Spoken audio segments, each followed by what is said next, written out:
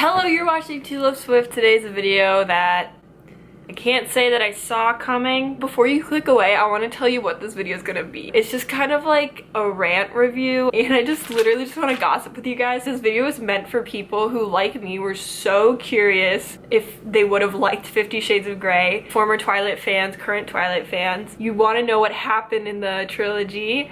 You want to know, like, if it was problematic, like, are they abusive? Like, those are very important questions that I had going into this. I wanted to know if I would be able to read it and, like, critique it, because I thought I would, like, read it and fall in love with it like Twilight, but I didn't, like, at all. I don't think there's a time in my life I would have. It was not for me, which really surprised me, because I'm, like, so head over heels, like, a trash cliche reader, fanfic, all that. So it actually didn't butter my biscuit. I want to spoil everything in this video. This video is everything you've ever wondered about 50 Shades of Grey. I'm here for you. I did the work. It was hard. No, I've actually always wanted to read these books, and they were not good. I don't know why I really expected them to be good, but they weren't. So 50 Shades of Grey is a Twilight fan fiction. Some people it's hard for them to see, but it's like Christian's Edward. He's so rich and powerful, and like that's kind of like Edward because he's like supernatural and immortal. And then Edward has a secret and she has to figure it out, and it's why he can't be with anyone, and it's because he's a vampire. In 50 Shades of Grey, Edward, or Christian Grey, Mr. Grey, has a secret. It's why he can't be with anyone. And the secret is he's a dominant and will only participate in a BDSM relationship. So the first like scene is when they meet. She's like covering for her friend who's an interviewer from the college magazine, and she goes into his office and it's Mr. Grey will see you now, and you know, there he is. So I was really excited. I'm like, oh, like I'm reading 50 Shades of Grey, like this is the iconic scene. It's so awkward. Like if you ever felt like Bella was awkward, like this is 10 times worse. Sorry, like she just falls everywhere. The first thing she does when she walks in the door is like trip over her feet. What's really interesting is I was going out of my way to picture like really good actors and kind of read it slowly and deliver it in the right way, because I wanted to enjoy it. I wanted to like get in the story, and it's just not written in a way that like encourages you to do that. If I just like read things at like a regular reading speed, I felt like it was so awkward because like the dialogue was just not that good. Like nothing was very good. So I was, like I said, I was going out of my way to picture this like cinematically, like with like actors. I wanted it to be good, but it wasn't. Reading it, I was really curious about the original fan fiction. What I know about it is that it was called Mr. Universe. Like their names are Bella and Edward, and they had similarities to the original characters that she had to take out for it to go to print. But wouldn't that just be so cool? Like I'm sure you can find it somewhere, but the original Mr. Universe I feel like would be so much better, because it's all of the baggage that Stephanie Meyer has in her books, and you bring it to another story, and it's so much fun. But just to go into 50 Shades of Grey and pretend like these are different people, it's just, they felt weak. I was shocked when I didn't like the book. Like halfway through, it would make me anxious. I'd like read it for 2 hours or something. I'd go to work and I'd be like thinking about it, and I would just feel so anxious. I don't know, like she was like legitimately like scared of him. Like red flags, right? You just didn't know what he was gonna do next because he seemed so dangerous and powerful.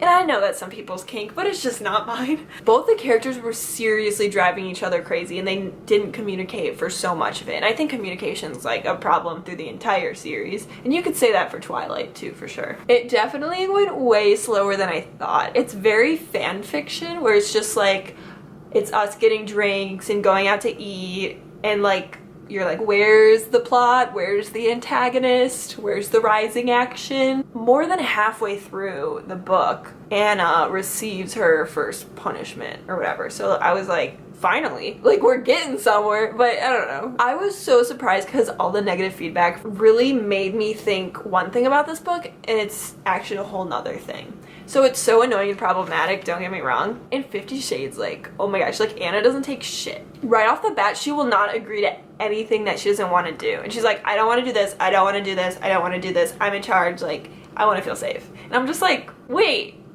what book is this? The number one thing is she's so critical of how he treats her. which was crazy. I would say Anna even brought in points that I hadn't even considered. Like, for the fact that there's like a huge power dynamic between Christian and Anna. He's like this well-known businessman in Seattle. Everybody knows his name. She's younger, she's inexperienced.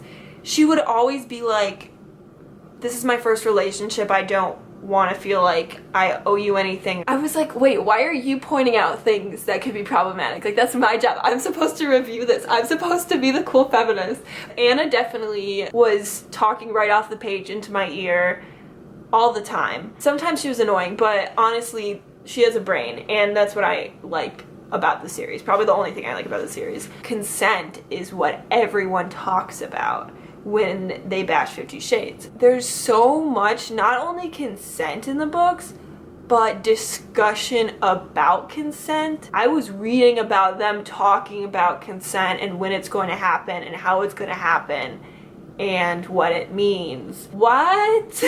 But I think later on, discussion and agreements at the beginning get tangled and things happen later on that are just not too jazzy. Like I said, I would like go to work and I was just like, I feel like he's gonna kill her or something. Like, I just had anxiety all the time. It's like she's pretty much, they both determine that she's not gonna be his sub, that that's not right for her, and they have like PG-13 sex once in a while and they communicate the whole time in between all of those things. But like, I still wasn't like feeling the love. I was just like, oh, they're Bella and Edward, they're supposed to be in love. But like, it wasn't like written into the story, it was just like implied. But I think if you are attracted to all the things about Christian, I can see how like you would have immediately been encompassed by him. But I was just like, okay, here's some things that nobody tells you about 50 Shades of Grey. Straight from me, straight from the source. Number one, Christian's in therapy. Christian goes to therapy like every week. And when he's being a bitch and he's like, Anna, I don't want you doing this tonight. She's like, you can't tell me what to do. Go back to therapy. These are things that she says to him. Number two, Anna refers to him as my strange, kinky boyfriend. These are not my words, these are hers. Like, she can see like the humor of her situation. Comedic and refreshing. I might like her better than Bella. Number three, Anna refuses to commit to him. She won't sign any papers about any like sub-dom relationship contract. She thinks he's too controlling and she doesn't want to get into anything that she can't get out of. And she's very critical of the way he treats her. But you know, she's with him this whole time and he's so broken that I feel like you don't get that from the movies or anything else. He's so broken and she just feels like she can't leave him and she's falling in love with him. Number four, Christian has so many problems and it's like sad and like not hot. Like Edward, it was always hot. Jace, always hot. Christian, no. I don't want to be his mom. Like, I was just not attracted to him and he just seemed like such a responsibility and I don't know why, whatever. Okay.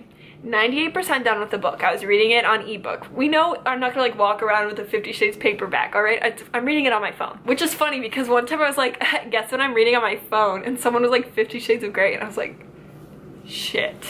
She thinks it's never gonna work and so she says, like, let loose on me, you can do whatever, like, show me what it would be like if I said yes. He pretty much like whips her like on the ass, like with a belt, like really hard. He like keeps going and she's like crying, but she doesn't say like any safe words. She just like takes it.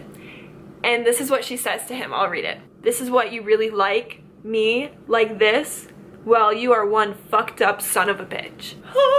So like, again, I'm just like a fangirl for Anastasia, but okay, next part is my favorite part in the whole series.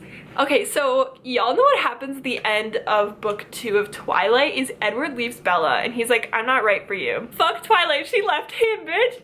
Oh my gosh, at the end of the first book, Anna left Christian. She's like, you're mean and I don't want to participate in this shit. So that was honestly my favorite part and I wish the series ended right there and it was like the end. But of course we have to go on to the second book. But anyways, while we're still here, let's just celebrate because this was so much fun. I loved it because I felt like it was like a punch back at Bella and Edward, like, I can leave you whenever I want. I'm a strong, independent woman. So I think all in all, like, the bottom line of this book was that he's a dick to her and she knows it, but she fell in love with him. Unfortunately, I didn't fall in love with him as the reader, so I was left out and I didn't want her to be with him. But if you fall in love with him with Anna, this book will take you places. And I can see that, but it's just not, like, I'm not interested in him. Like, I guess I'm glad I'm like not that basic, but Christian really freaks me out sometimes more than any other book. Like, not even like joking, like I just felt like unsafe and anxious. Like, I was getting like anxiety over this book. I was like, he's so like menacing. Like, I didn't like him. I really didn't. I just don't give a shit about him. Honestly, I don't. I might split this into multiple videos, so this might be the first video. Okay, bye. There was some actual storytelling in this book, and there was like dark things that weren't just Christian being a dick. Bitch, like, we're breaking up. I wish I could go back to that moment after the end of the first book where she breaks up with him. So, oh my god, it's so exciting.